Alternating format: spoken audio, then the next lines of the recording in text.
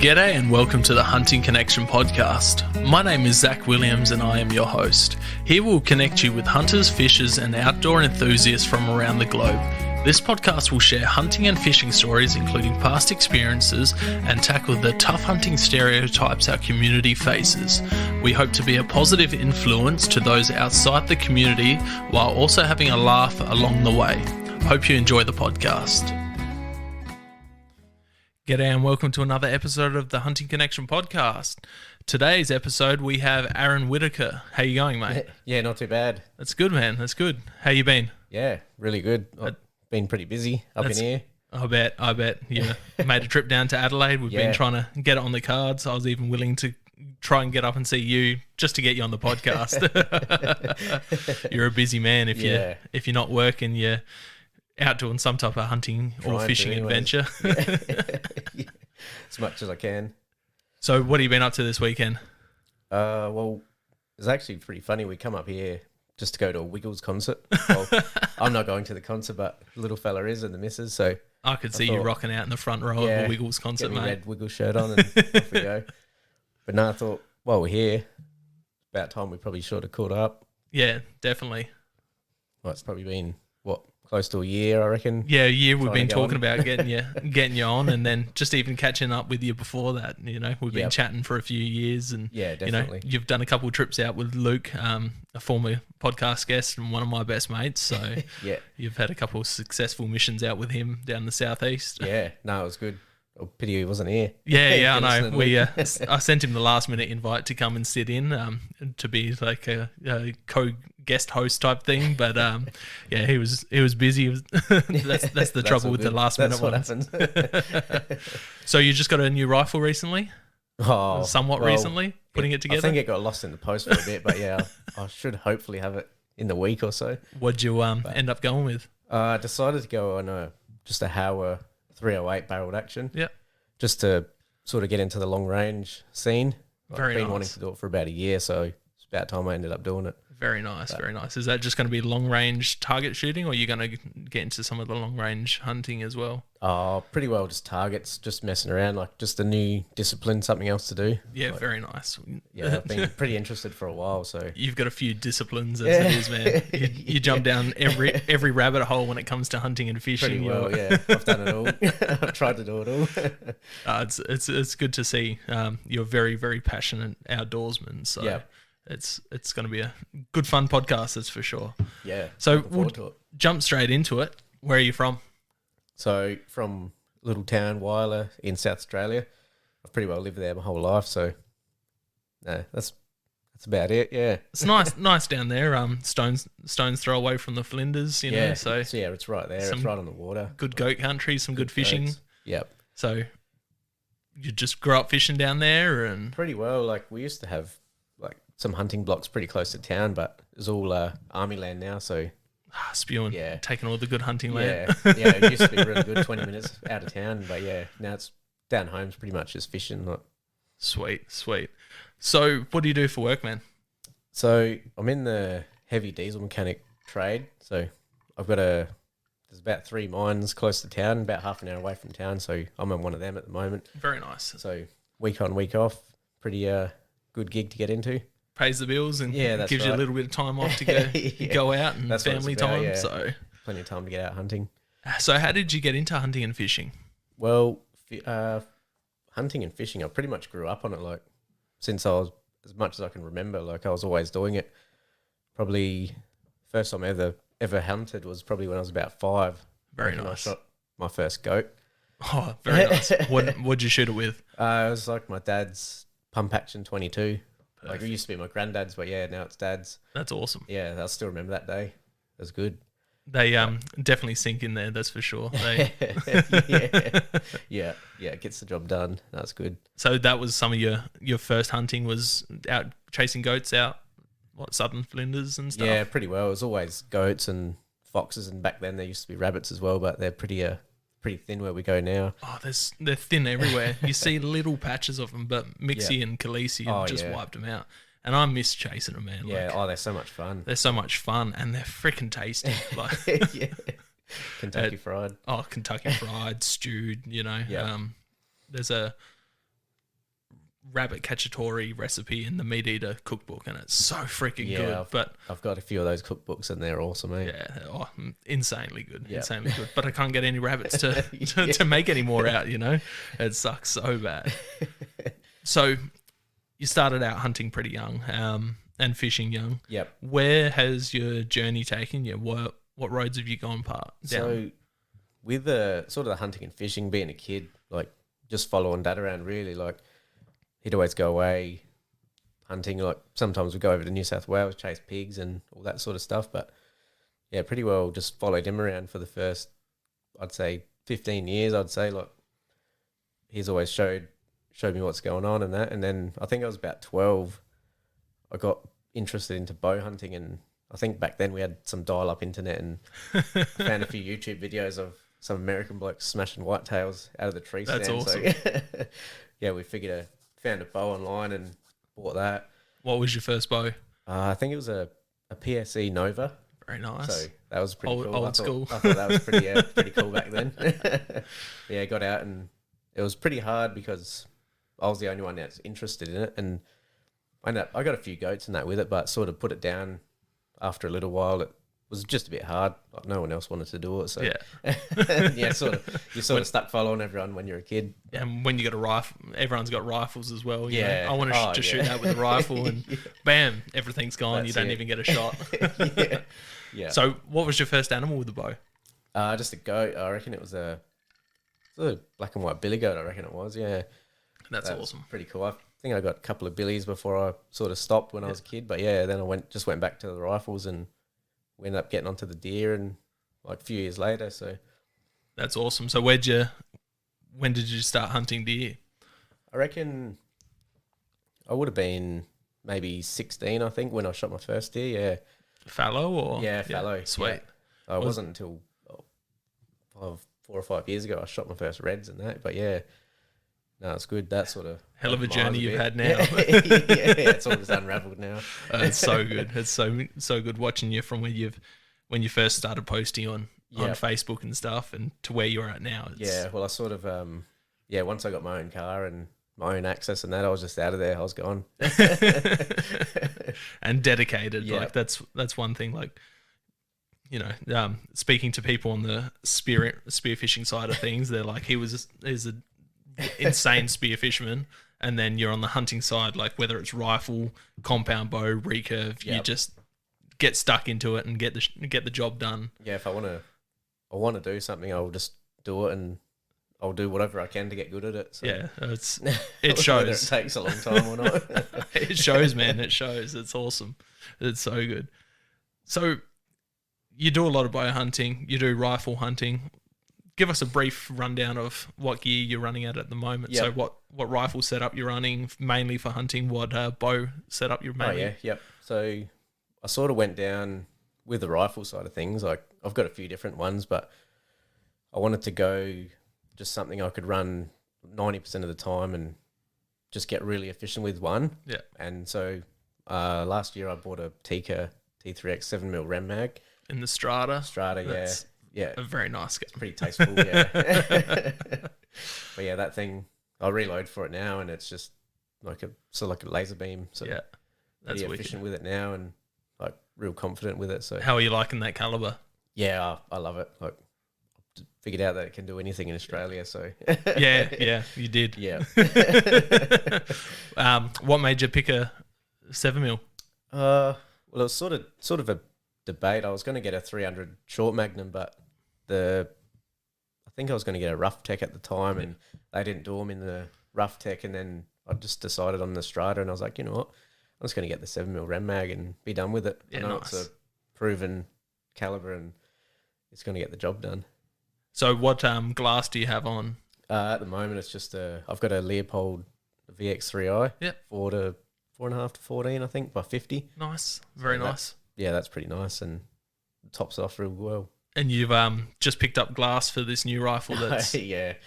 Well, actually, I went down to Gunforce this morning, and I talked to a fella down there named Kyle. That's down at High Marsh, isn't it? Yeah. So I probably should give them guys a shout out, because they done me an unreal deal today. No, that's awesome. But yeah, the guys at I've Gunforce. heard they're good down there. Yeah, no, they're just unreal, like real helpful, friendly, and just really helped me out. So I've been meaning to drop into the shop down there. What's it like?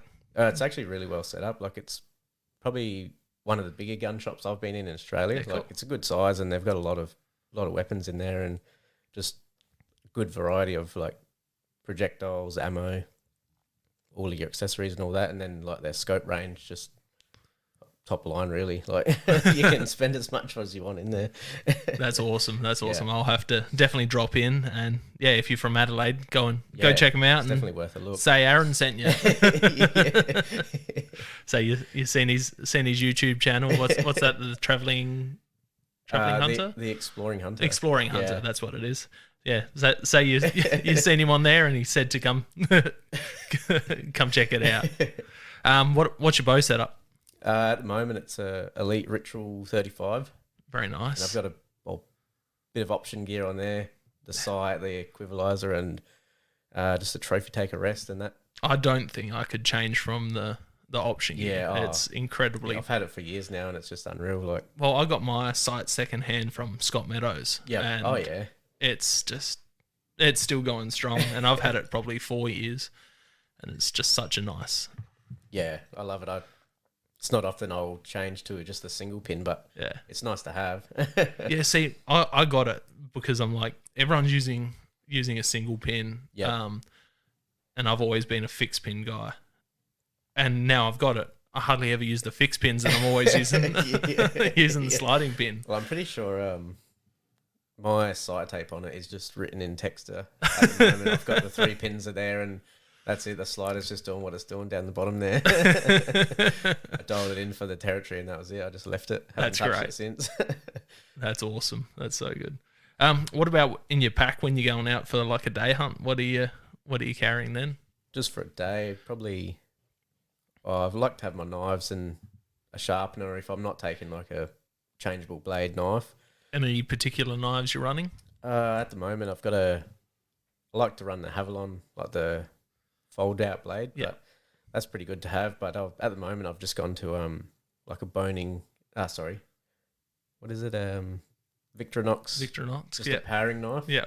And yeah, I've got that razor sharp, so that is really good. That's probably my favorite A knife. lot of guys run that for caping, Yeah. those paring Yeah, it's knives. Good for an $8 knife. Yeah.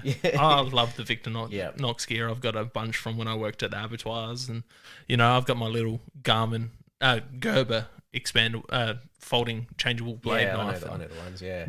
That's virtually the same. Yep. But all those changeable blade knives are really good. Yeah. And then I have a knife roll in the backpack with some, I've got not a caping knife, but a knife that's got a ball on the end of it, so you don't stab yourself when you're Yeah. going through Yeah. through the skins and shit. And it works really, really well. Yeah, okay. And then skinning knife and steel and all of that stuff. So Yeah, for sure. I've always got a few knives in the car, but yeah, in the backpack, probably only 1 or 2. that's good. Yeah. That's good. What about water? Are you taking a camel pack or are you taking water bottles? Yeah, I've got just like a bladder. I think it's maybe a 2.5 or 3 litre bladder or something like that. But Yeah, for now. very nice. But yeah, that's pretty good. Yeah. How do you go maintaining that? Because they can get pretty rank in there I when you know. just. It's usually you get back from a trip and 2 months later you're like, oh yeah, that's still full. Yep. Yeah. And then you use the same water on the next trip. Might tip it out, try dry it out somehow and clean the straw. Yeah, I end up going, oh, it's getting pretty rank in Time for a there. new one. Nah, just boiling water, just try and kill everything in there and then refill it up for the next hunt. Yep. What about snacks you're taking out? Are you taking? Oh, usually just muesli bars and Yeah. stuff like that. Maybe like a tin of tuna if I'm going to be out for a while. Yeah. But usually when I always take snacks, but when I'm out hunting, it's just let's go, let's go hunting. Yeah, I'm a shocker for snack breaks, and I take a jet boil out with me and coffee break, and lunchtime comes around and I'll have some 2-minute noodles and Yeah, I definitely don't have any of that in my pack, but it's probably a good thing to have. So, what's your top beginner tip? I suppose it's pretty hard for a beginner to get out there and get interested, but probably the biggest one is just spending time like in the bush, or if you've got a block or some state forest you hunt, like your best bet is just being out there, like looking, and you'll eventually pick up what you need to find. Like you'll find the tracks, you'll find the deer shit on the ground or whatever you're after, and like grubs, everything, you'll just sort of pick it up. So when you started getting into deer hunting, had you had any experience or any family friends or have experience with deer before? Or my pop sort of done a bit, and my dad done a real small amount before, like they took me out there. So we're all sort of learning at the same time. But after I've done recently done some solo trips hunting deer, and I just find I'm just picking up more every single year. Like I'll find tips from last year and go, oh, I should have done that this year, but I'll try it next year and see if it works. And every year is just getting easier to get onto deer, but like they're not an easy animal to get onto, but it's just you make it look easy in your videos, man. You had some pretty good content this past run. Yeah, I was spewing. I think it was the day before I went to put a memory card in my actual Sony camera, and I dropped it a couple of weeks earlier, and the memory card tray was smashed. Oh no. And that camera was out of action, so it was all GoPros that trip. And didn't your GoPro die like directly after a shot? Yep. Yeah, it did. I think I got just the shot, but I'm not sure. I might have even just edited that shot in, but it died right at the time. But lucky I had two at the time. That's nuts, man. That's nuts. Talk about bad luck and good luck, like managing just to get a bit of it on. Yeah. But yeah, it was sort of hard to see on that. They looked like they were a mile away, but they were only just there in the bush. Yeah, those fisheye lenses, man, they just make everything seem so much further away. Definitely good up close, but that's pretty well it. So you've gone from your hunting in your early teenage years and then getting back into it into your later teenage years. There's a whole gap there that you were out spearfishing and stuff. Yeah. So how'd you get into that? That was I don't know, I sort of stumbled upon it. I think I might have been 16 or 17, and we were on like a bit of a family holiday down the York Peninsula there. And I bought a hand spear and some real cheap fins and a mask and that. And then, just after that, I just wanted to go spearfishing all the time. So I got pretty fanatical about that for a few years, and went to some pretty cool places, done some pretty cool things. Yeah, the spearfishing community seems pretty good in South Australia. So it was a lot smaller. It seems to have grown a lot since I was doing it. Like a lot more people are getting into it every year, which is awesome. That's great. And I was sort of lucky at the time. I got into like competition spearfishing in South Australia, and I got up with Dave. I don't know how it happened, but Dave and Sam, his mate as well, spearfishing, sort of took me under their wing and showed me everything I know. That's awesome. Yeah, Dave's incredible. When he came on, it was just an eye opener. Like chatting to him, like talking about getting bitten by a seal while he was out ab diving, and all sorts of stuff. He had some stories, and just the fish he takes, like the sailfish and they've taken some unreal animals. Sam Dawson and Dave Schofield, but they're really fast tracked the spearfishing for me. I went from shooting like silver drummer to like out and chasing kingies and crays and all that sort of stuff. Like it all just changed real quick within months, really. Like, so doing bow hunting and spearfishing, having that background, do you find that it's very, very similar concept, like underwater and above land when you're hunting? It's similar, but like everything underwater is a lot more close range. Like you've sort of only got a couple of meters on a spear gun max range, and I suppose on land, like your limits as far as you can see, really, isn't it? Nowadays. So does a lot of the like basic stuff cross over? Yeah, well, everything's sort of like different species are harder or easier to sort of hunt underwater. Like you've got like your snapper and that, they're probably like one of the hardest fish in the sea to spear. Yeah, they're just so smart, but give them a piece of burley or something and they just turn dumb for a few seconds and give you a chance. But speaking of snapper, you seen that bloke over in New Zealand bow fishing the snapper, man? That, that's unreal. That makes me want saltwater bow fishing in South Australia so bad. Yeah, it'd be insanely fun. Like even over like the West Coast and that, you get the salmon schools right in the surf be there. so That would be good. so much fun.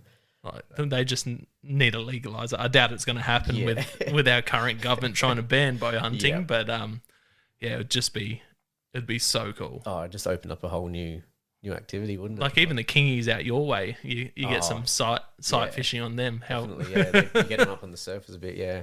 And then there's that bloke from Western Australia, Pete Griffiths or whatever his name is, but he's got a video of him bow fishing tiger sharks off a whale carcass, man. Yeah, I've never seen that. Oh, yeah. dude, it's insane.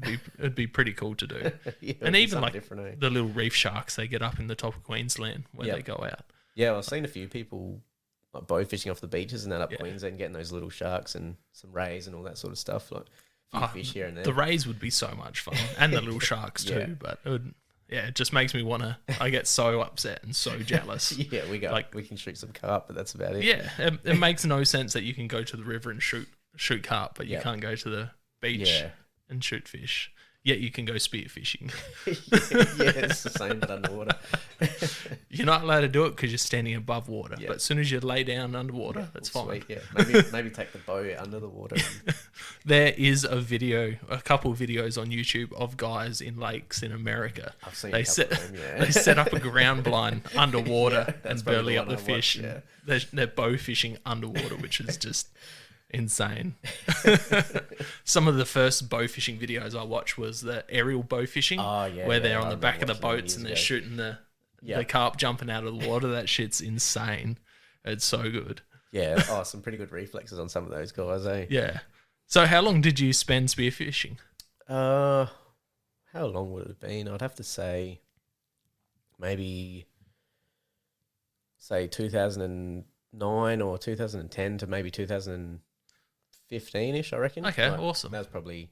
Because everyone it I've would have been spoken 4 or to 5 have years. said you were an insane spearfisher, and you're Yeah, well, I put in a lot of time in it. Like, I went nuts. And well, you live right on the coast there, so you're Yeah. able to. So. yeah, well, a lot of it was traveling as well. Like, me and a mate I worked with at the time, we'd just go... It'd be a Friday. We're both apprentices, and we'd go, you want to go get some crays this weekend? So we'd, yeah, righto. And then just go home that night, chuck all the gear in and drive 10 hours to the southeast down this way and That's weird. get on the crays for the weekend or something like that. What's it Kangaroo like Island. diving for crays? Because I see heaps of people doing it lately. Like Yeah. it just seems every man and his dog that has snorkels tries to go out and get them at the moment. Yeah, well, it's sort of hard. Like the whole SA coast is different terrain the whole way along it, and you go down Port Lincoln way and try to grab a cray, and they might be in the worst, like inaccessible holes you can ever imagine. And then you go down to the southeast, and it's all limestone ledges. And I've been down there, and you poke your head into a ledge which is half a meter deep, and there's 10 crays in there, and you go, "Oh, there's a big fat juicy one in the middle. I'm going to grab you." That's And then, cool. Yeah, you move away, and then there's a lot different. It's a lot easier down the sort of the southeast where the limestone. Yeah, so Yes, that's but- why everyone heads down Yeah. that way. Yeah, definitely. Like it's really hard going down Lincoln or Coffin's Bay or Yeah. even Kangaroo Island can be hard at times, but that's still good. Yeah, cool. That's Yeah. cool. They're so good eating too. Oh, yeah, it's been a while, but yeah, I love them.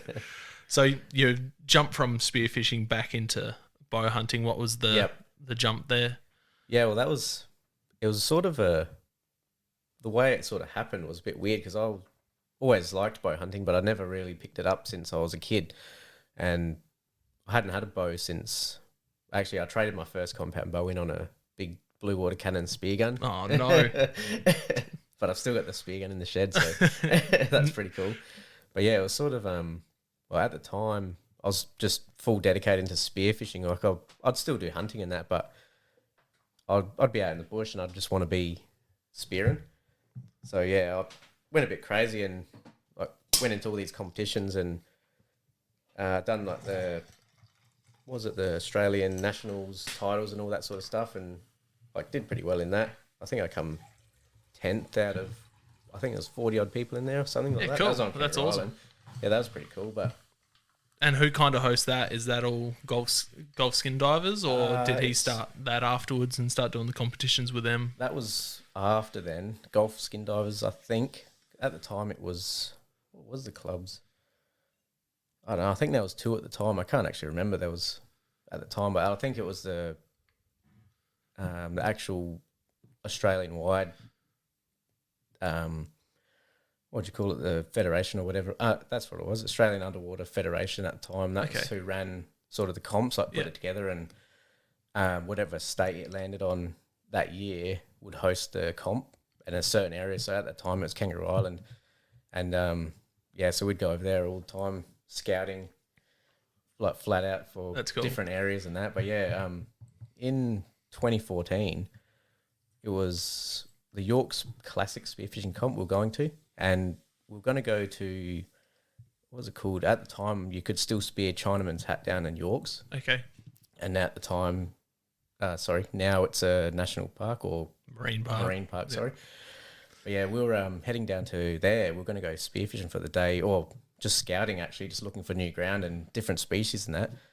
And the national park down there was actually closed for bushfires at the time. It was summer, January I think it was, February maybe. So we ended up going to near Edithburgh there, and there was about 7 of us a day, and we all sort of split up, and there was a group of, I think 4 and a group of 3, which I was in. And yeah, we sort of scouted for the day and sort of seen snapper and bits and pieces. But yeah, right at the end of the day, one of my mates got taken by a great white down there.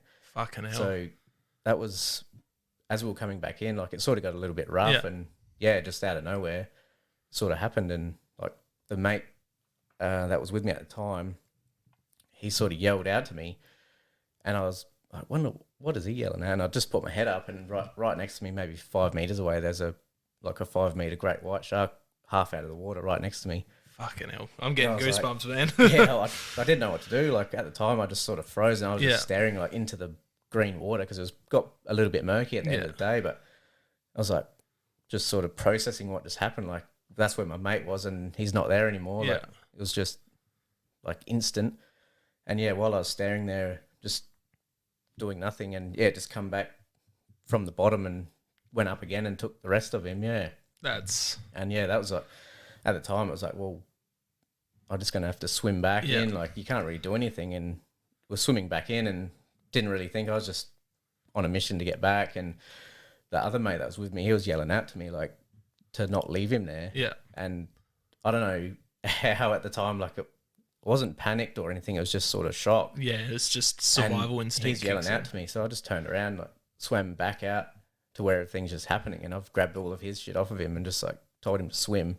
Fuck. So yeah, we made it back in, but yeah, that's sort of that's where it sort of changed. Like over the next year, I think it was sort of like the love for spearfishing. It was still there, but it just sort of got hard to want to go out. Like, I still did a few trips after that, like went to New Zealand and Tonga and all that sort of stuff. But eventually, it just sort of got to the point where I was just looking at my gear and I just didn't really want to go. Like every time you go in the water, you're sort of a bit freaked out. It's in the back of your mind. It's 100% all the time. So in the end, I ended up selling pretty much all my spearfishing gear except for, I think, enough just if I wanted to get out to get a cray or a whiting or something, I had enough.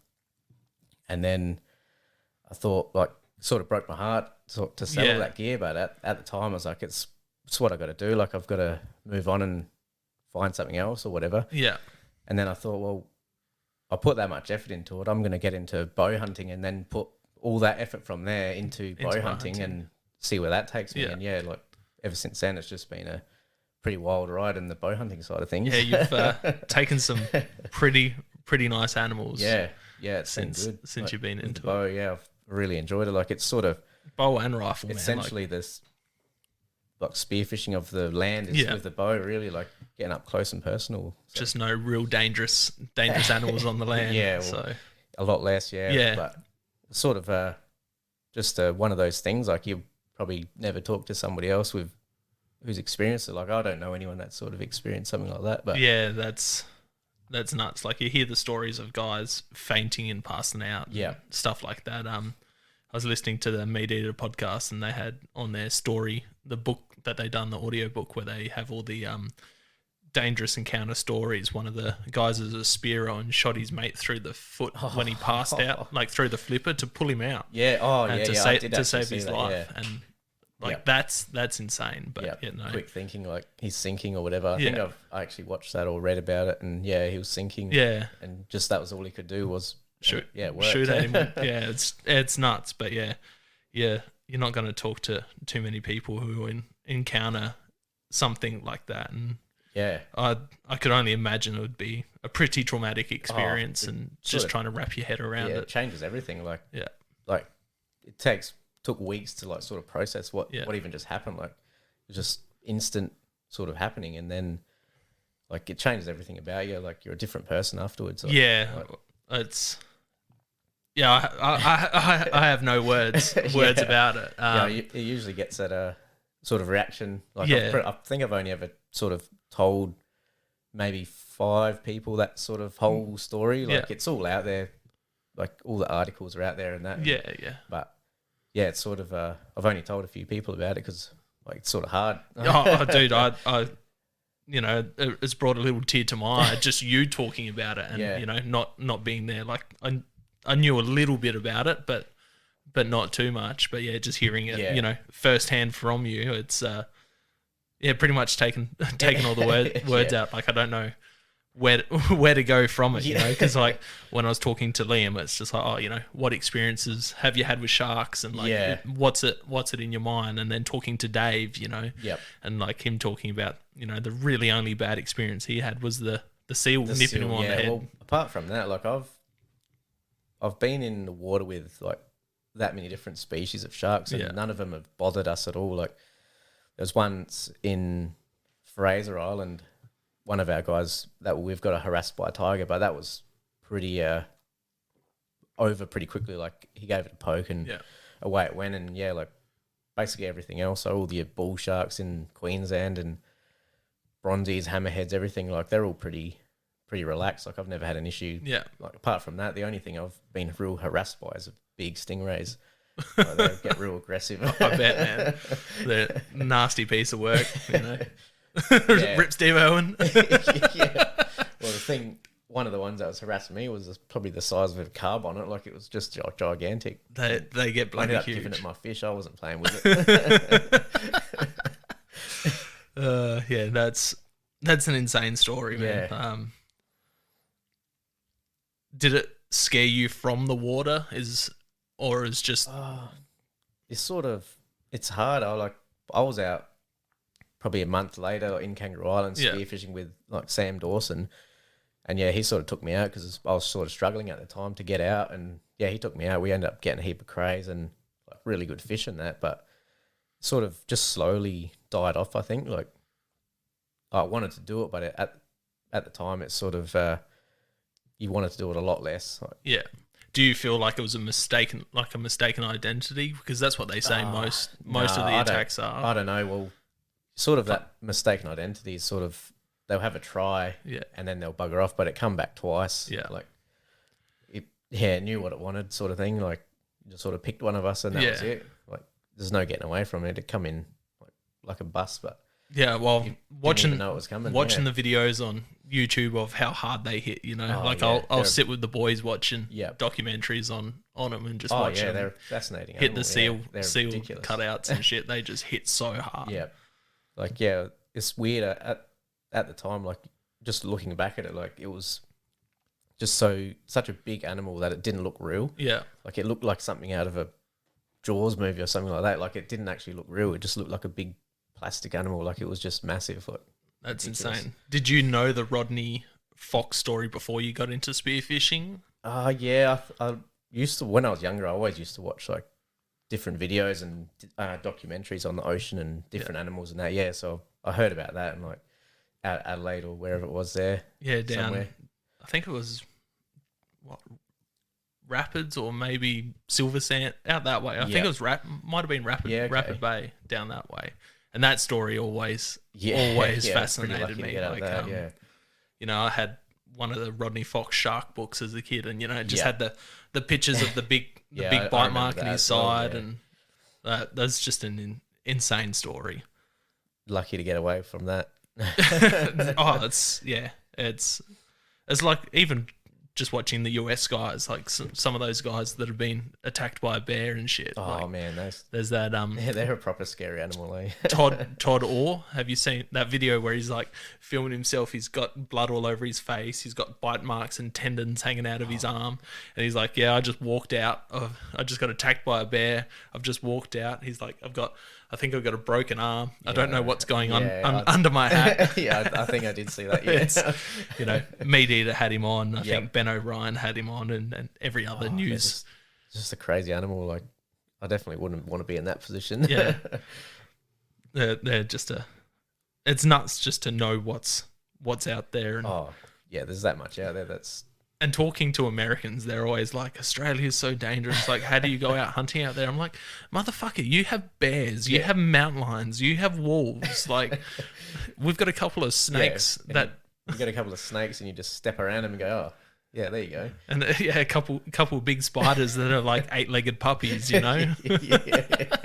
Yeah. You know? But yeah, we're not exactly battling anything really dangerous. Like, nothing I would consider even worry about. Like, yeah, you might get a bit of a fright when you step over a taipan or a brown snake or something. I've definitely been close, and you just sort of step back and go, wow, that was pretty close. But even sneaking around, you don't really see too many when you're out. While I'm out hunting, I've probably only seen about 4 or 5 snakes. Yeah. Bow fishing, I see a hell of a lot of tiger snakes. Yeah. But yeah, just out hunting, you don't see. No, I'll be the same. I've probably bumped into maybe 10, I'd have to say, like a few like black snakes and big browns and that, and blacks, like red bellies, they're pretty docile. They're docile, and if you know they're around, they're eating everything else. Right. So what's your top 5 items for a beginner getting into hunting? For a beginner, so I'd definitely have to say the top of the list would have to be boots. Yeah, like if your feet are ruined, you're not going anywhere. You're done. What are you using boot wise? At the moment, I'm using I've got some lowers. Yeah. I think they're the Tibets GTX. Yep. Very nice boots. Before that, I was using the Under Armours, and they lasted me probably 5 years. Okay, cool. And they're just sort of gotten to the stage where I can't wear them anymore. They're that thrashed out. That worn out. Yeah. So because you hunt a bunch of different terrain, like you hunt like the marshy farmland down southeast, then you're hunting the Flinders, and then all the other trips, like you've done New Zealand. Yep. You've done high country, haven't you? Yeah, I have done a little bit over the high country, but not as much as I'd like to. And then NTs. So you're putting the boots to a... Yeah, well, I've taken the... at the moment, I haven't wanted to spend more money on different boots. I've only got the mountain boots at the moment, but they're definitely comfortable. Like I use them on the flat country down, like in the Flinders and that, and like they're awesome in New Zealand, good for carrying weight. Yeah. All through the territory, your feet get a little bit hot, but like no complaints, no rubbing, no blisters, anything. All different. The country I've been in, high country, awesome. What type of socks are you running? I just go like wool. I'm pretty sure they're Morocco 30 socks, the green ones. Yep. Yeah, they're awesome. Cool. I rate them. I've had them for a while. Yeah, I've been using bamboo for a few years. I found wool, didn't agree, and then anything synthetic's just shit. Okay.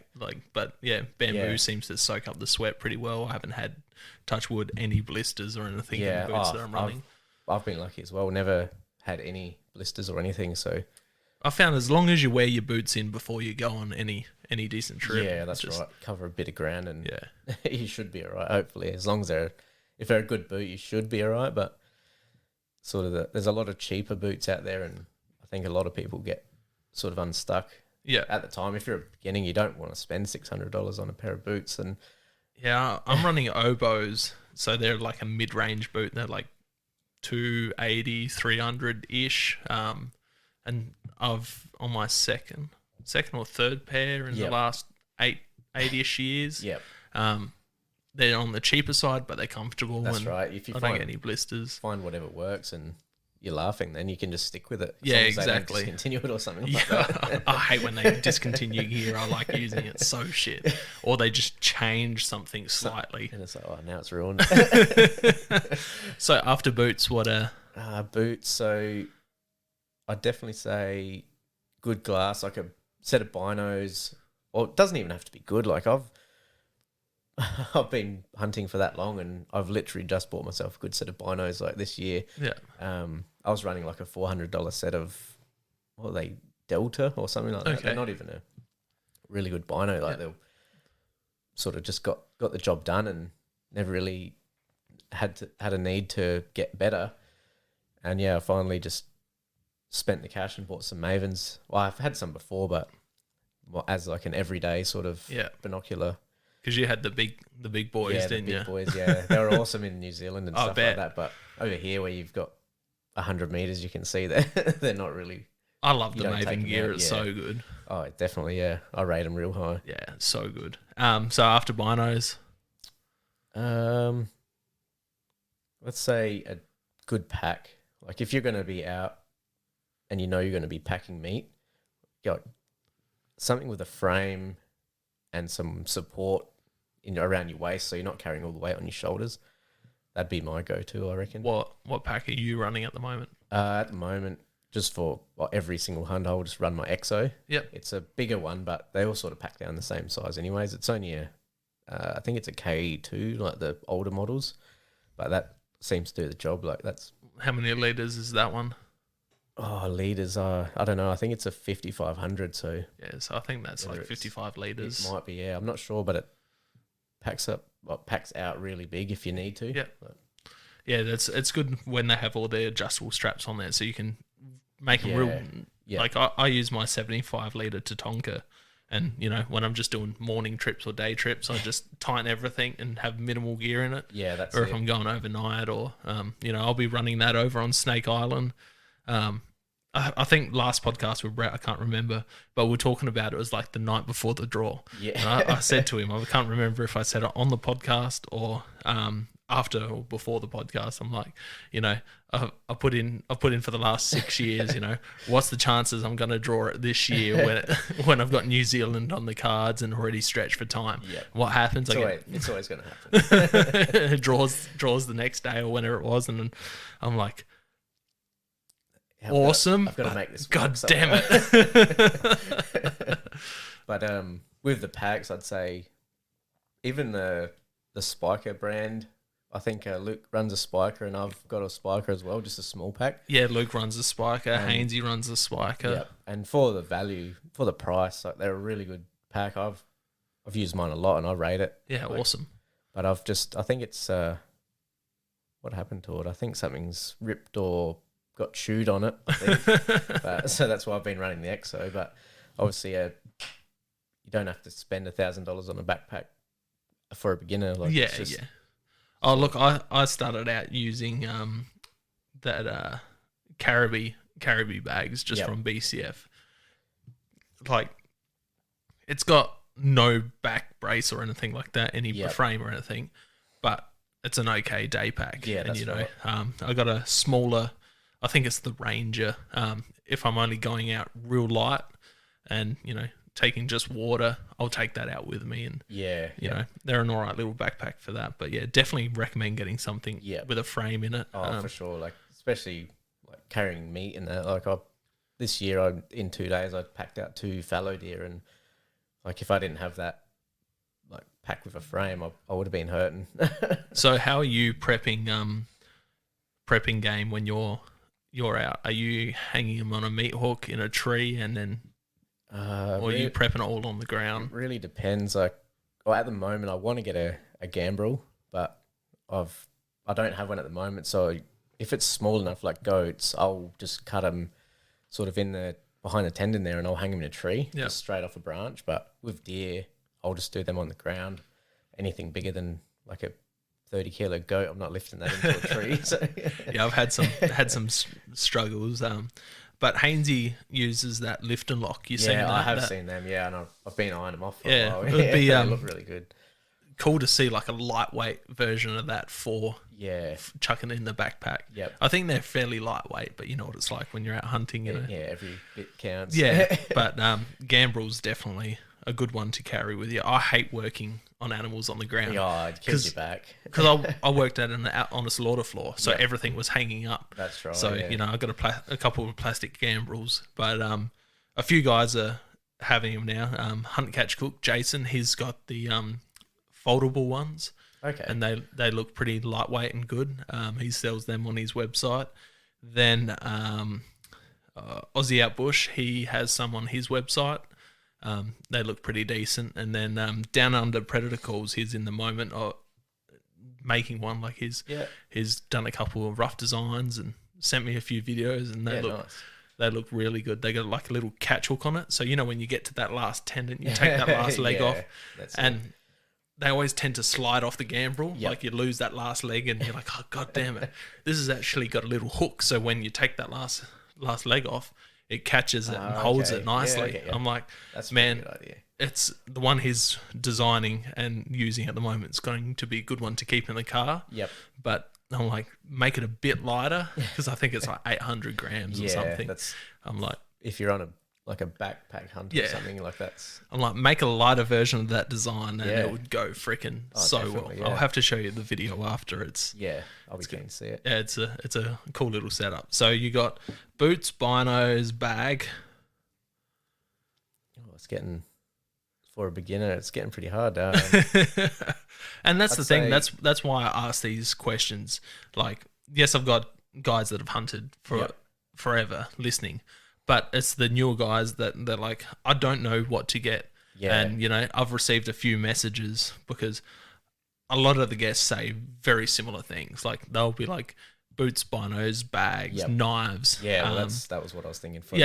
Yeah. So, but I get messages going, oh, thanks for asking those questions, because that's helped me decide what I need to get, like what boots to get, what binos to get. You know? For sure. Well, it's sort of a bit, if you're coming into it new, it'll be pretty intimidating, like seeing the amount of gear. Like, I've been hunting for nearly 25 years, and I'm still building up my pack. Like, I don't have everything I want yet. I slowly get bits and pieces here when I can afford it.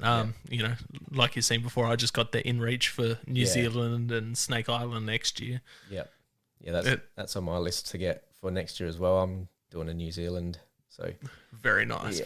Is that tar and chamois? Primarily, so I've got a fella I've met in the territory that offered to take me out as well. Like, I was planning to go before that, but he just said he knows some spots, and I'm pretty because you've done a tar trip before, haven't you? Yeah. Did you take any on that trip? I did on the second trip.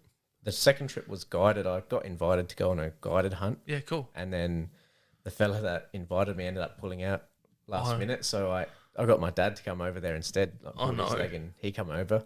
But we just had like perfect conditions the whole time. Like, we rocked up and it was blowing a gale. Yeah. Got the chopper, flew in there, and then for 4 days it was like not windy, not cold, no rain. It was just like you couldn't have it better. And I'm pretty sure I shot my tar from 600 yards from camp. Wow. Walked 300 yards up the mountain and shot rifle? Yeah, that was with the rifle. Did you take your rifles over there, or did you this borrow time them it over was there? Borrowed. Yeah. Just the guide's gun. I took my bow as well, but sort of ran out of time. So the first time I went was a learning trip, all hiking, DIY sort of thing. But we've seen tar and just never got to get onto them. Yeah. But learnt a lot in the time. Had you go taking rifle? Did you took rifles over there the first time? I did, yeah. How'd you go with that? Was that before the New Zealand incident? It was before, but I still think you can take them over there. It's just a bit more effort, I think, now. It took a bit to learn all the permits and that. There was probably 5 different permits or forms I had to fill out just to get it over there. Was it all right going into New Zealand? Yeah. Or was it harder coming back into Australia? What was the... Oh, it was harder to get the gun out of Australia than it was to go into New Zealand and hunt. Okay, wow. Like, just the permits to get it out, and then you have a permit to come back in. Yeah. You rock up at New Zealand with a gun and you $25 in your pocket. They take you to the cop shop in the airport and there's your license. Yeah, wow. Yeah. Check the gun, make sure it's what you say it is, and off you go. Because even travelling with a bow can be a pain in the ass. When you get someone that doesn't know what they're looking at, and they're like, "Oh, you got a weapon." Yeah. And I've got sporting goods. That's exactly right. Like spear guns, sporting goods, bows, sporting goods. Like, even still, like I say, look, I got a bow. You declare it just so that it saves you the hassle. They'll walk you over to the wherever you check in Yep. the other luggage, dangerous goods or that's whatever. usually once that when they if they know you've got like a bow or something, they put a tape on it. Yeah, Usually it gets looked after because it Yeah. it gets locked up at the end. it does. It does. Except for my last big trip, I had the bow delivered like 3 days later. Oh, that happened to me as well. Yeah. I was furious, man. I was so upset. Yep. And then also getting pulled off the plane, that did not help the issue because I had knives in my checked in luggage. Yep. And they cracked a And you stink checked about in. Yeah. Yeah, right. The amount of knives I've had in checked in. I'd never had an issue. It was coming back from Texas and Melbourne of all places. So some vegan flight attendant. Wow. Yeah. Well, you go to New Zealand and you're going through customs there, and I remember talking to one guy there, and he's like seen all the backpacks and hunting gear, and he's like, "Oh, what are you going hunting?" Like he goes out chasing tar and all this sort of stuff. Yeah, it's just a different world over there. Like everyone doing it, and it's sort of it's not real accepted over here. Yeah, I had the same thing in New Zealand, flying out of Adelaide, people were like, oh, you got a weapon? It's, no, sporting goods. Getting into New Zealand, and they're like, oh, choice bro, you're going out hunting, eh? It's like, yeah, man, yeah. Oh, what are you chasing? And they're just frothing and like talking to the airport guys, and they're like, oh, choice bro. And then, just driving around like every second person's in camo. They're all wearing Ridgeline or Huntec. And it's definitely. like, where am I? It's like hunting mecca. And same with Texas when I flew over there, man. We flew into, I reckon it would have been, California. The whoever checks you in over there, they're just like, oh, you got bows, you're going hunting? And we're like, yeah, man. And he's like, oh, that's awesome. And starts chatting, showing us photos of what he's shot. And I'm like, this place is amazing. And that was California. Yeah. That's we weren't even in Texas yet. Yeah, when you think about it, everyone in the States is always going on about California as being a bit softer than some of the other states, but to be welcomed into it's pretty good. Yeah, well, it's still better than Australia. Yeah, definitely. Yeah.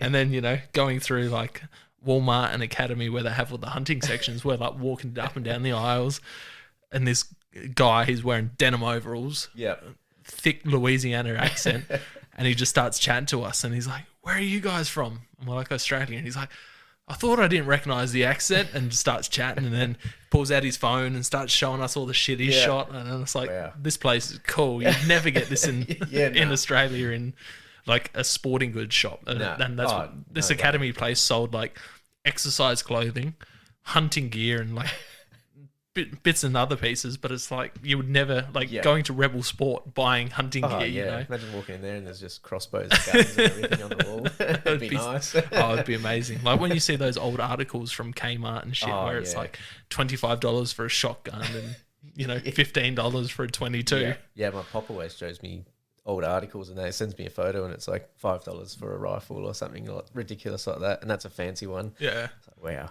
If only, man. If only it was like that. So you're going knives for your next bit of gear. Yep. What type of knives? Yeah, Havalon. Is that what you're recommending, or just to start off with? I'd definitely go Havalon or something like that. Like sharpening is a whole thing in itself. Like if you don't need to, starting off, it's something less to worry about. Like I've found you can get through a few animals with one blade, and then you eventually snap it, or it's too blunt, so you just bang a new one on, take the old one. And you can break down a whole animal with a Havalon? Yep, cool. Yeah, I do all my deer, and like I'm pretty sure I had my Havalon there when we were skinning a whole scrub bull there this year. That's cool.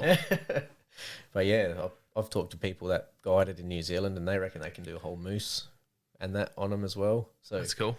Obviously the blade won't be too flash after that, but yeah, I've found that when you're doing all that, like cutting through the skin, that blunts them pretty quick. It could be just the Gerber blades I'm running. You know, they will have the different blades, but I can normally do a 1 or 2 fallow from one. So. Yep. Yeah, and that's just doing your primal cuts and then breaking it down when you get back. Sure. It takes a little bit longer, but your skins and all that are a bit more come out a bit nicer as well. It helps them being like razor blade sharp. Yeah. So yes, it doesn't take long to blunt them if you hit hair or bone. Like it's And that's the thing, What like does them in. all the bones have joints, so if you hit all those joints properly, Yeah. Oh, you're laughing if you get through them. Yeah. Once you find them, Exactly. being a beginner, you'll probably go for a few blades. Yeah, exactly. So last one after knife, what are you recommending? Yeah, I don't know.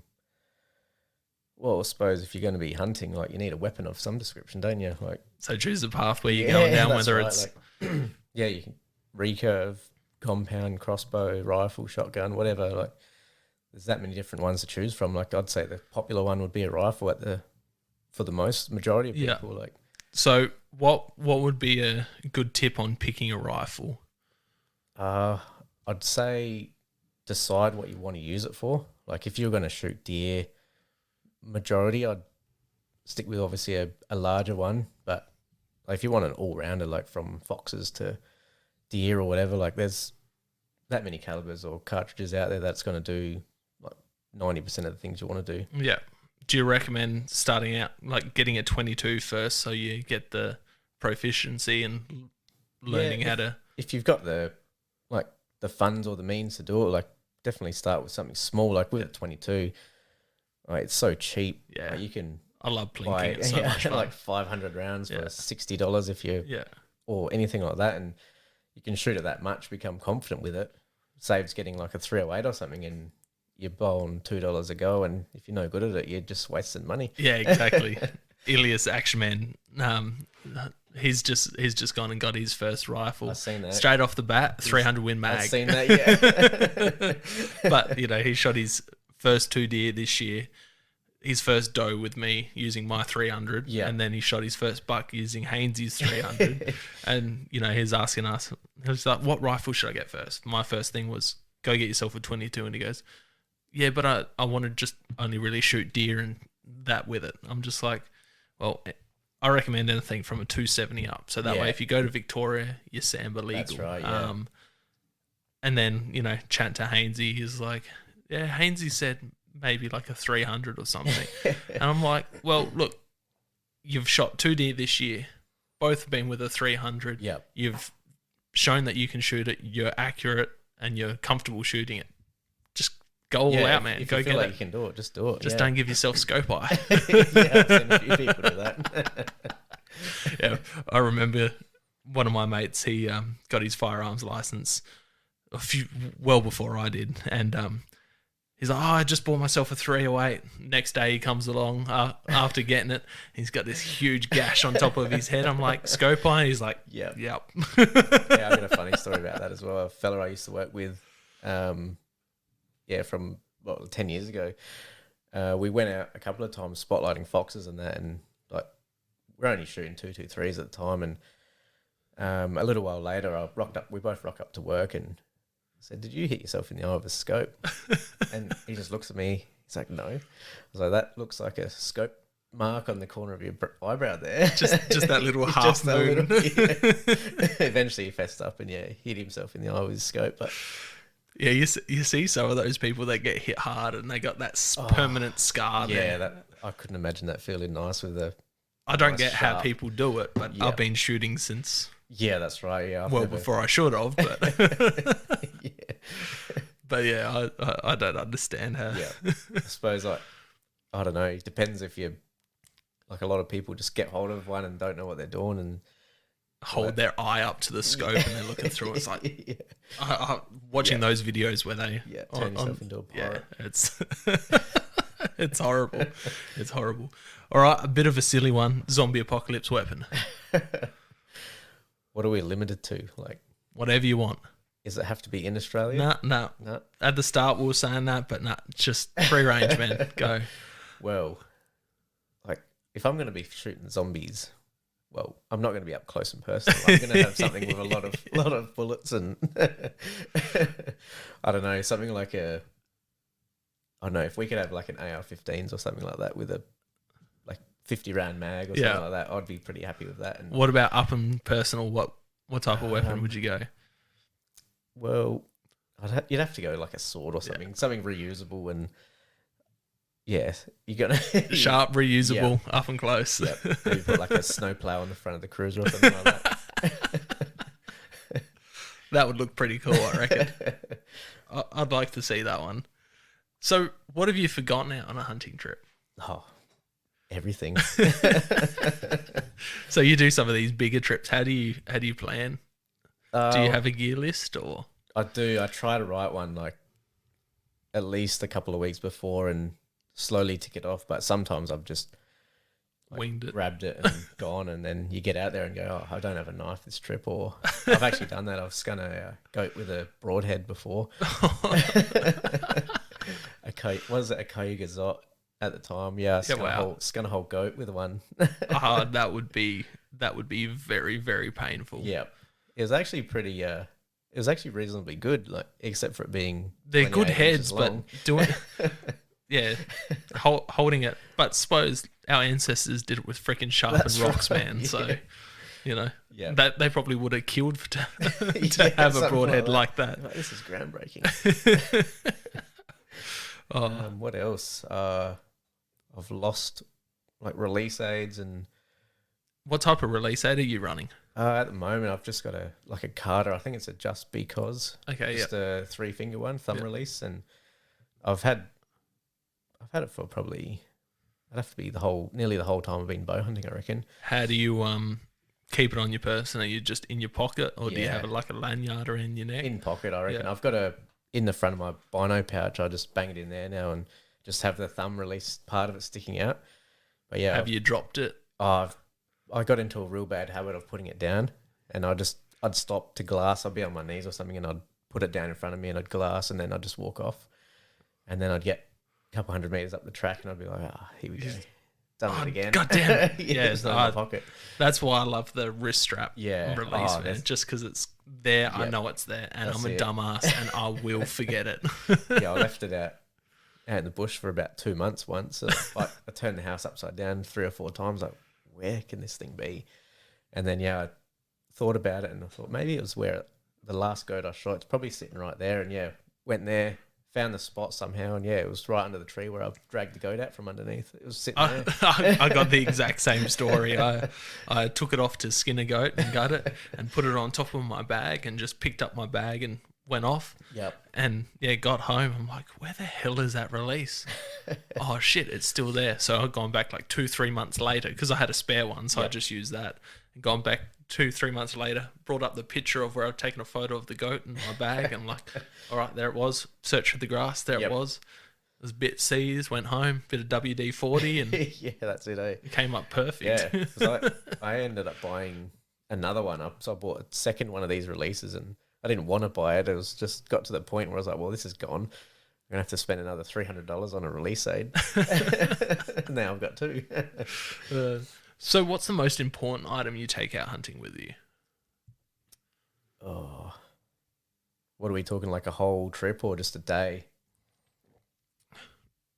Either or. It's got to be water. Like everywhere I go, I've always got a 20 litre in the car of water, and just fill that up every day and make sure it's full. You seem to be hunting pretty dryish areas, Yeah, especially out the gets pretty southern hot. Flinders there. The best time is when it's hot. How much water were you going through when you're up in NT? Pretty well every day you'd be drinking your bladder. Like, say if you went out in the morning, you'd drink a fair bit of it then, and then afternoon, same thing. Yeah.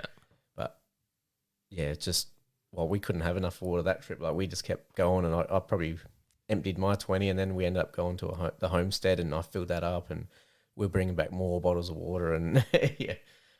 That's awesome. So what does it go into planning a trip like that? Like the bigger trips, a lot of research. Like, I would get a bit obsessed about different trips. If I want to know something, I'll sit there until I know it. It seems like you're like that with everything. You obsess over something and you just put all your time and effort into it. It gets to the point where I remember when I was going to New Zealand for the first time, trying to figure out how to get a gun over there. Yeah. Like, it got to the point where I would struggle to sleep because there was questions I didn't have answers for. And then the second I knew everything, like, that was it. My mind was clear. I was like, all right, I know what I need to know.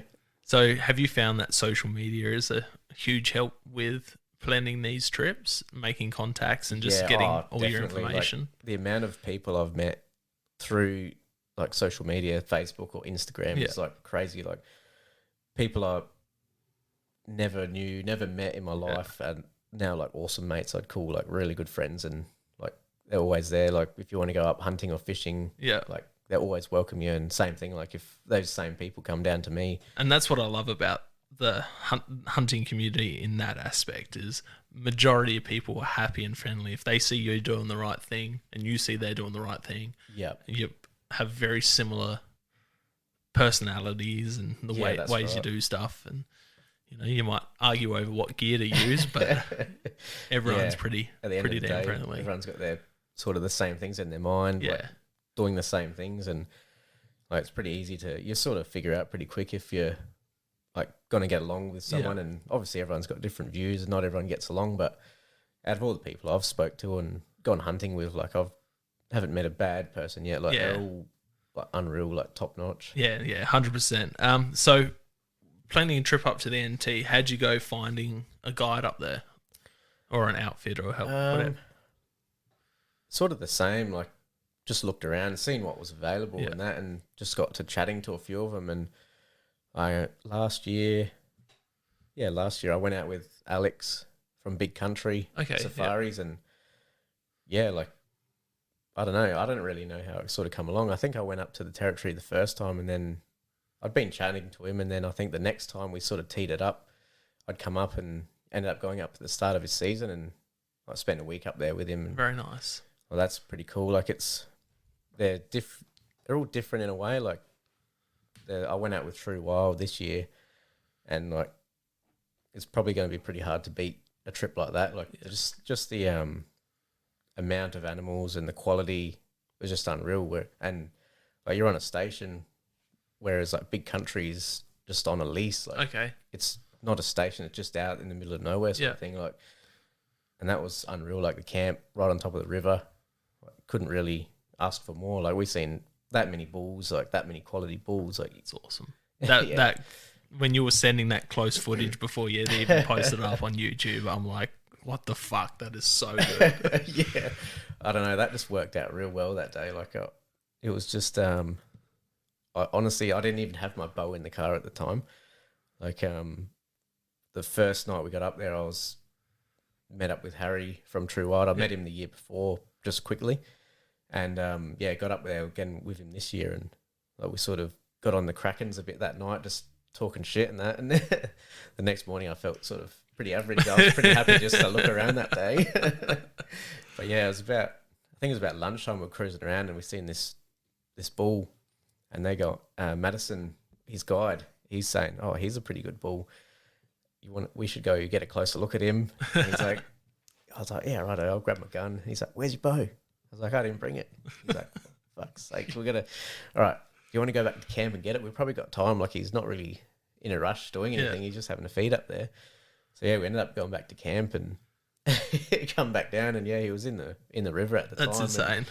And, we just quick stalk in over the bank, and he was at 30 yards, just sort of broadside. I was ready to shoot him then, but he picked us out and knew something was up and come a bit closer. Sort of come in and was a bit nervous for a second there.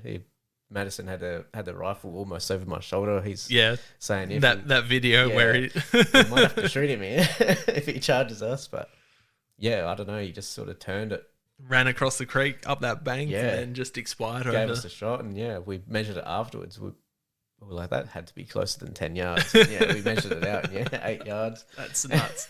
So how does it feel going from something like the size of a fallow or a red with a bow to shooting something the size of a buffalo and being 8 yards from it?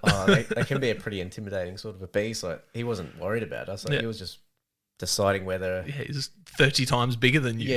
He was probably just deciding whether he was going to come and stir us up or just leave us alone. But I don't know. I've always had a thing with those big sort of dangerous game animals like the buffalo. The scrub bulls always interest me. And they've been high on my list for years. Yeah. Oh, they're unreal. Like it's so much fun just getting up close. But it's just a different experience. Like even once it comes time to cutting them up, like Where do I start? It's pretty hard to roll them around. You need both ears to move them. Like, So at least two. did you take much meat from?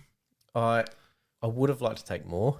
Like we took we had schnitzels in camp and buffalo and all that sort of stuff, but with my fridge, I was sort of limited on what I could take. You can take like, back. Yeah. And So just it was hard, but as well. Oh, that's right. You don't have like much time with the heat, and we didn't have any big eskies or big fridges or anything like that. So it's sort of limiting on what you could take. Like it would have been awesome if I could. I Take couldn't all, comprehend like I know what it was like getting a fallow down. Like it takes you 40 to an hour depending. Yep. If you're taking your time with it and if the weather's cool enough. That's right. But then the red stag, it's like, oh wow, it's quite a bigger animal. Yep. And then like, what a buffalo would be four stags at least. I wouldn't even know. They'd have to be 500-600 kilos or more, surely. A big bull, I'd imagine, but that's they're insane. Surprisingly, with two people on knives, it's surprising how quick you can cut them up because you don't have thin skin like the deer. You can just sort of rip it off real quick. But it's just the moving it, rolling it. That's another thing. Like red stag, you get a couple of people, like two people, you can roll them reasonably well. But an animal the size of as a buff, and then as well as having to deal with the head and the horns just sitting there. Yep, and that's probably a head with a cape on it would have to weigh 50 or 60 kilos or more. Like that's nuts. It's a ridiculous weight. That's cool. What about arrow setup? What are you like compared to deer and heading up for buff? What did you change much, or are you running the same arrow for everything? Cool. Yeah, it's not a heavy arrow by any means, like for big game, but it poked 2 holes in the buff, and so 8 yards. You would hope so. I've just got it's just the Nexus 250 shafts and 150 grain Zot. Yeah. And that's anything or everything. I'll shoot a rabbit with it, or I'll shoot a buff again with it. That's the great thing about an arrow is they're very versatile if you find that. What's your total grain? I think it's around 550, 555 cool. maybe. I think it was. I'm thinking about 580. Yep. So that's plenty. Yeah, it puts holes in everything I've ever pointed them at. So we've already talked about the most sketchy thing that's happened out. So I think we can skip over that one. What's the funniest thing that's happened when you've been out hunting or fishing? Oh, I got some pretty funny things when we were kids messing around. Like I remember a time when we were, I don't know, we might have been 10. Me and my sister and dad were fishing out down at Elliston off the jetty there. It was that night time we were just catching tommies, and there was that many of them around, and we sort of, as you are when your kids get a bit bored, like fishing, you caught 100 tommies, you're getting bored, you're just getting restless, and we ended up seeing how many maggots we could put in Dad's drink before he noticed.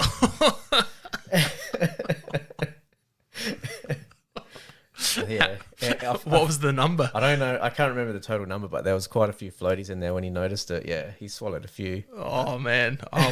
If my kids did that to me, they'd be in the water. Yeah, only caught on. With surf sinkers attached to their ankles.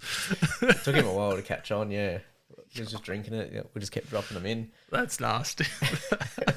That's nasty. So you've ticked off a few good animals. Yeah.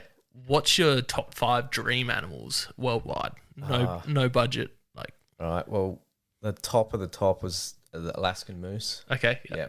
That's sort of. I don't know. I'm trying to work towards doing it, but it's just so ridiculously expensive. It is. Like it's almost out of hand how expensive those trips are. Does it have to be Alaska, or would you contemplate going to Canada? Or? I've looked at every which way, and sort of even in Canada they're quite expensive, and they're the smaller species. What's of that? moose. Shires? I think they're just the Canada moose. I think they are. Yeah.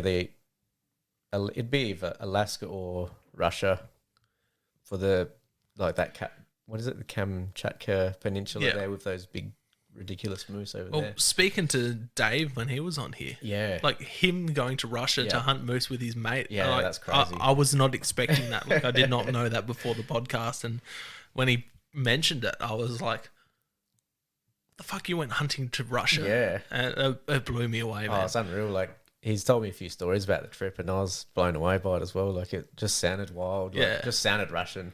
Just loose. I bet. You know, just, there's Putin. How you going, man? Yeah, they got a pretty good moose. Yeah, Like, he showed photos. he's a beast. That'd be something I'd like to do one day. Yeah, even half that size, I'd be happy with, man. Oh, definitely. Yeah, yeah. So yeah, moose. What's after? After moose, I've always liked the caribou species, and that they're always pretty cool. Like, awesome antlers and that.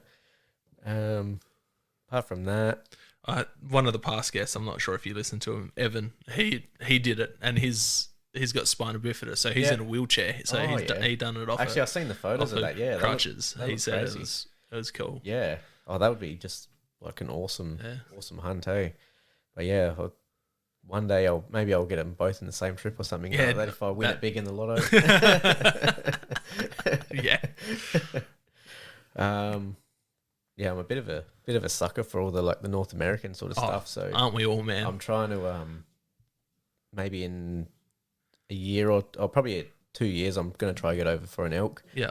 I don't know whereabouts, but I'm just putting in points for everywhere at the moment. Oh, yeah? Yeah. Just how are you going with all that, working out their point system? Oh, it takes a lot of reading. Like, every state's sort of different. The way the rules are, the way the draw system is and all that. So I recommend the latest Woodside podcast with Ben O'Brien. He just had Go Hunts, one of their guys on it, and they went through talking about the 5 best states and how to apply. So I recommend listening to that one. I listened to that this week. So that's awesome. Yeah, there's some cool. Did you want to do it public land or private land or just whatever I'd you say can? Public.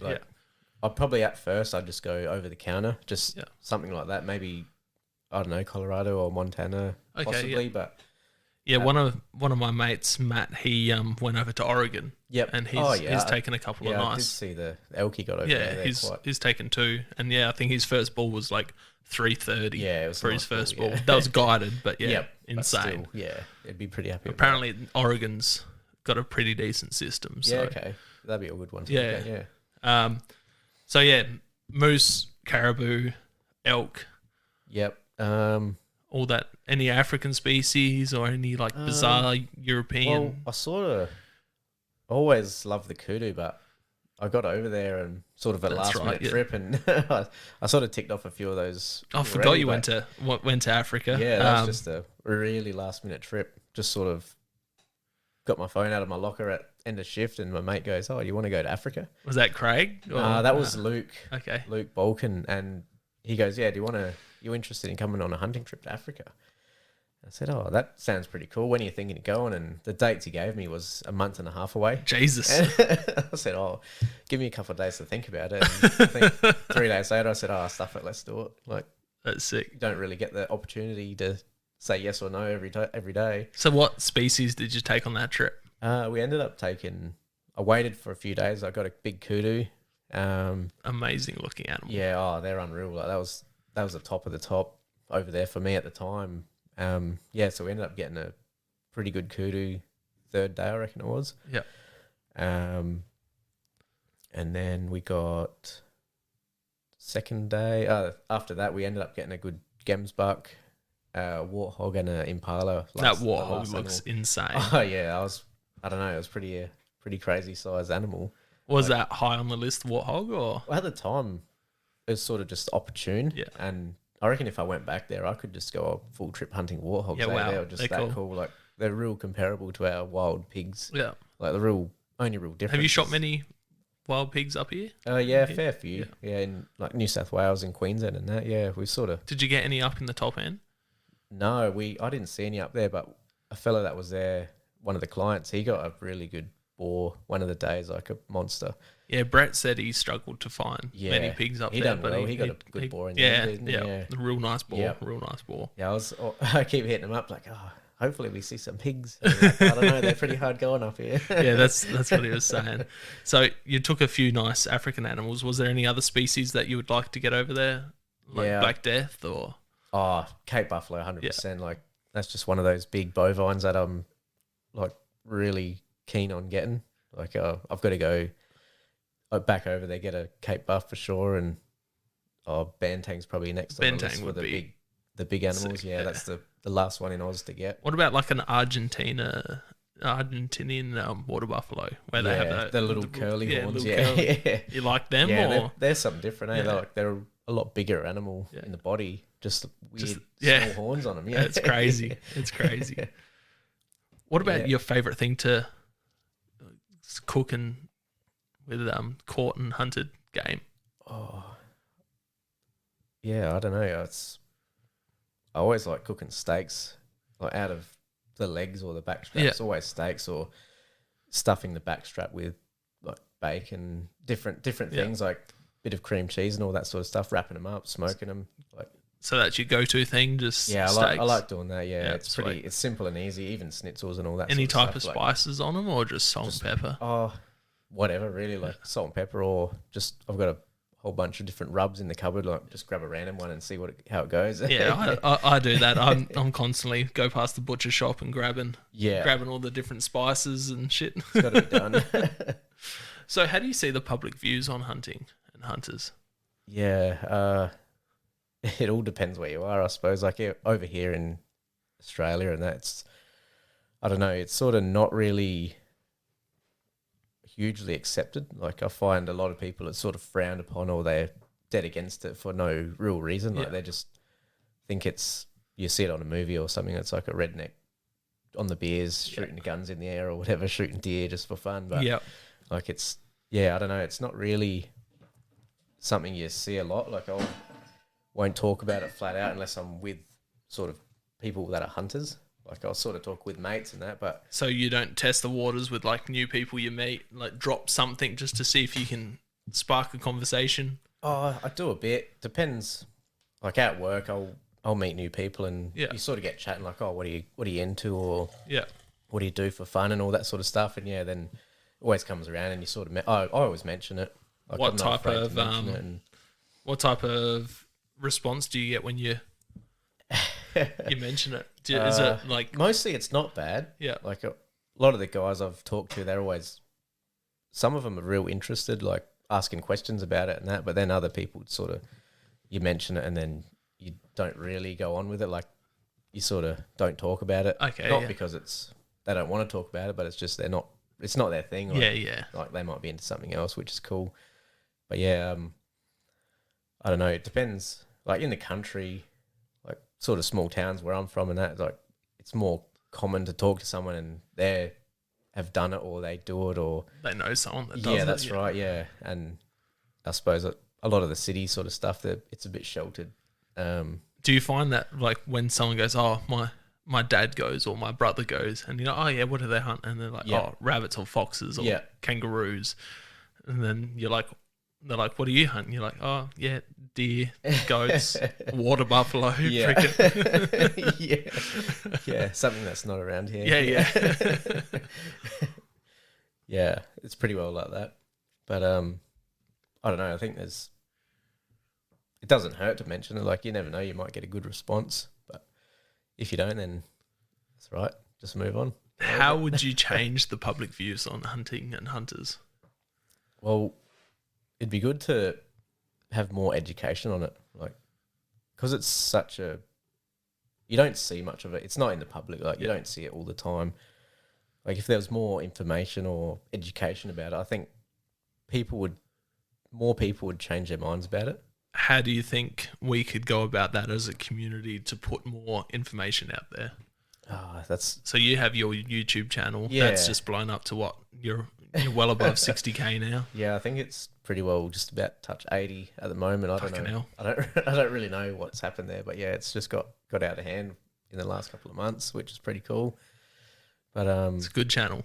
I've got to try get some more on there. Like it's just hard. Yeah, you just got to do more trips, which I'm always for it. I was listening to the Endless Pursuit podcast the other day with Matt and Dodge, and they had a bloke on that films and photographs hunts, and he's like, yeah, I recommend if you're wanting to film hunts and photograph hunts, you want to spend about 15 grand on cameras and shit to make it any worth watching. Yep. I'm like, fuck, hell. Yeah, that's just getting out of hand. So how'd you get into the filming side of stuff? Oh, I've always liked to have cameras with me. Like when I was spearfishing, I'd always have a GoPro. Okay. And with spearfishing, GoPro's perfect for it. You can Yeah. see everything. It's nice and close, sort of within 5 meters. But then, yeah, you take a GoPro out the bush, it's not really that good. You do a 20-yard shot and it looks like they're 100 meters away. And you're just like, what's that little black dot over there? But yeah, so I sort of changed it up a bit, got into different cameras and more expensive cameras, different tripods and all that sort of stuff. And just sort of, I don't know, embrace the frustration of trying to carry a camera and a bow or something at the same time. You've got some good footage and some good photos. There's that one photo of that whitish fallow buck that you got. Yeah. That was just... Yeah, that was a pretty unreal buck. That's the best one I've got so far. Yeah, that's an unreal buck. Yeah. Like, you shot him with rifle, didn't you? Yeah, that was as well sort as the of camera. Yeah. Yeah. The camera wouldn't have been the first thing I shot it with, that's for sure. It was sort of at the time, it was early, and I was like, Yeah. I wouldn't mind chasing him with the bow. And then when it's going dark on the last afternoon, you're like, well, it's now or never. Good night. Yeah. So, what is hunting to you? What is it? I don't know. It's sort of like, I don't know. It'd have to be like the passion. Like, I don't know. I don't know what I'd do if I wasn't hunting. Like, that's pretty much all I'm thinking about. If I'm not out hunting, I'm researching hunts or gear or what to do next or something like that. And it Planning seems a like trip. you've gone fishing, spearfishing, hunting, and it's just where your mind goes. Yeah, oh, definitely. Yeah, it's always been there, and like I don't see it ever changing. That's awesome. Yeah. So you got a young one. How old's he now? I think he's about 7 months now, just about to go 7 months, I reckon. Awesome. And yeah. He's not going to have any choice about... No, well, he's already been out, sat on top of a buff's head at 8 weeks old and out chasing goats and all that. That's a great. couple of weeks back. That's great. Yeah, so...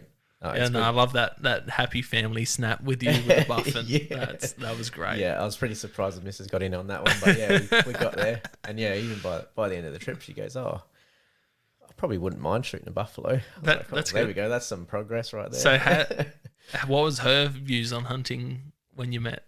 When we met, she was just sort of like never into it, or I wouldn't say she was against it, because I guess she knew I was pretty into it, seen all the animals all over the walls and that, and it didn't scare her off. So, like, Tinder photo, it's you with a buff, you with a tar, you with a deer. It pretty much was some fish and some deer and all that, I reckon. But yeah, I think at the time she was sort of didn't really know much about it and just sort of assumed it was like you'd just go out and shoot stuff for fun. And then I explained it to her, and now she's like, oh, that's like, it was nothing like what I thought. And now she's okay with it. Like, I dare say it's only a matter of time before she's shooting goats with me, or she's been out spotlighting foxes and that with me. But that's right. I want to see her on a deer in the next rut, mate. Might take some doing. I'm sure you'll get her there. Yeah. Oh, well, she's shooting the guns and that now. Like, got her onto the 223 last trip, and she loves the 22s and all that sort of stuff. So that's awesome. That's so good. Yeah. Yeah. I'm pretty happy with that. So yeah, the little fella's going to be out there in no time, and he's going to be following your footsteps and shooting bigger animals than you. Yeah, most likely. I'll probably go, oh, all right, you have a shot now. I'm sure. You'll be like, watch this, Dad. Yeah, I reckon I've got to get a different backpack so I can just chuck him in the top and take him for a walk. They're good. They're good. I've got one in the garage now. But they're cool. Perfect, yeah. They're so good. I think Kathmandu sell them if you want one. They're good. Yeah, I've seen a few people with them, and like, I was like, oh, that's awesome. Yeah, yeah. I got mine second hand as a baby shower gift from one of my good mates, and it's had a absolute use. It's so good. Yep. Every rut I take the little fella out and take him to go check trail cameras at the local deer blocks, and he loves coming out. Hardest bit will be trying to tell him to be quiet. When I go out, I'm not really hunting. It's just going out for a walk. Like, just be good getting used to it. To show them the animals, even if like you're not going for them, you're just seeing them. Like, they would love it. No, it's awesome fun. I love it. I love it so Yeah. much. Yeah, well, So at the moment, I sort of like take him because I've got a back room sort of similar to Yeah. yours here, but with most of my taxidermy in there and like reloading sort of gear. And yeah, I'll take him in there and you can pat them all. Loves it. Yeah. Yeah. I've got videos of Ollie when he was, a couple months old, kissing the deer mount in the. Yeah. And yeah, people come over and he's like, deer. Yeah. Or if I've got a slow cooker on with some venison in it, Yeah. he'll run up, he'll be like, deer meat. Yeah. And he's got an obsession at the moment. Like every meat he eats, he has to ask what animal it is. Yeah. It's like, this is pig, this is lamb, this is chicken. And he's like, oh. Yeah. Oh. Well, it's funny. I actually went to caught up with Craig Merton today.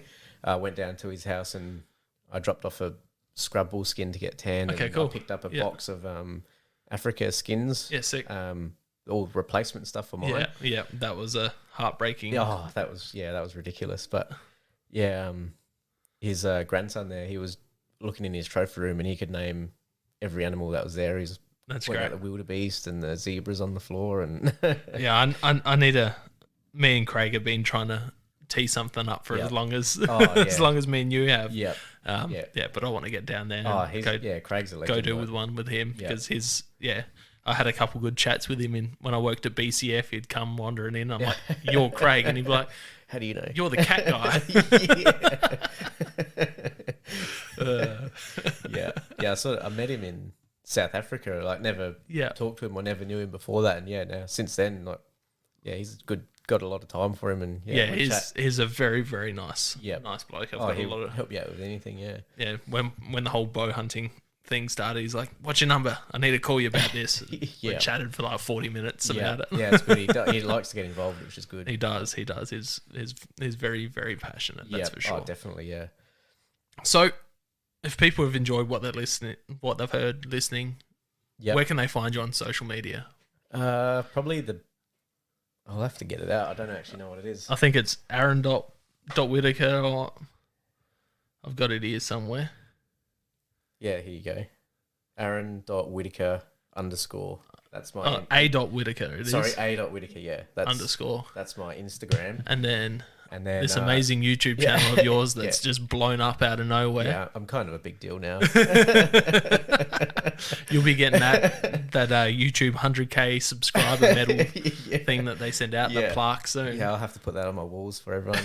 But yeah, on YouTube, it's the Exploring Hunter, and yeah, that's pretty much all. I don't really have anything else. Yeah. I'm on Facebook, but I don't really use it. Yeah. Like, I don't post anything on there. Instagram's the better way to do it. Groups. Yeah, Instagram's good.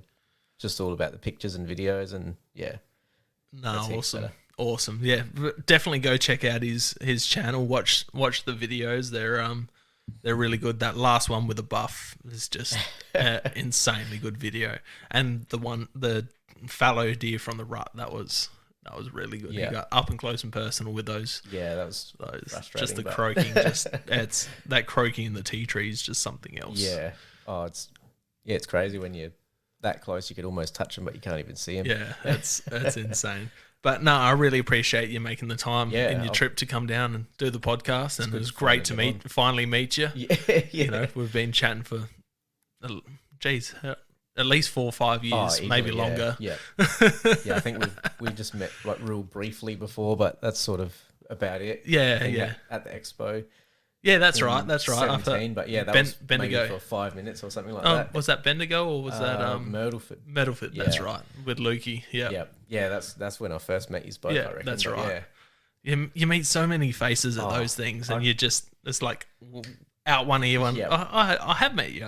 Yeah. I met so many people at that bloody expo, and I had Rowan Walker come up behind me, man, and he's just put his hands on my shoulders and he's like, Zach, how you going? Yeah. And my God, he's a big fella. A giant, isn't he? Especially when he's next to me. I thought I was getting picked up by one of those freaking New Zealand eagles that went extinct, just his talons, his claws. Yeah. Oh, it was crazy, wasn't it? Like, it was like Facebook and Instagram all in the one building. Yeah, exactly. Like, I know this guy, but I've never met him. I'd love to get over there and do just set up on the side and just like, come over and have a chat for 10 minutes. Come over and chat for 10 minutes and just do a bunch of podcasts like that. Yeah, that would be pretty cool, actually.